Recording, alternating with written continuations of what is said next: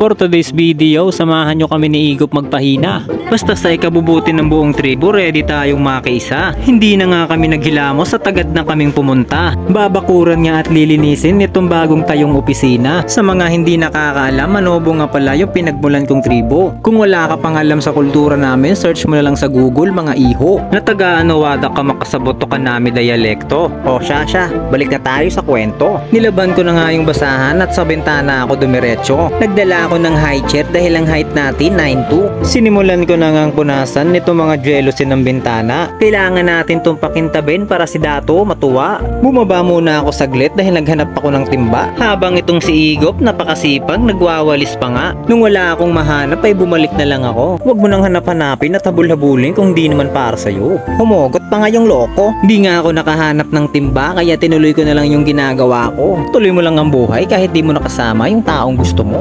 Pinagsasasabi mo, broken hearted ka bakol? Panay ka kasi hugot, ba't di mo nalang gayahin si Angkol? Ayan oh, napakasipag magtanggal ng mantsa. Dumating na nga rin pala yung mga katribo naming iba. Pinagbibiyak na nga nila yung kawayan at magbabakod na sila. Tapos na nga kami ni Igop sa loob kaya yung mission namin okay na. Nauna na nga kaming umuwi ni Igop para makapagpahinga. Salamat sa panunood mga repa. Like and share mo naman tong video. Alam ko namang mabait ka.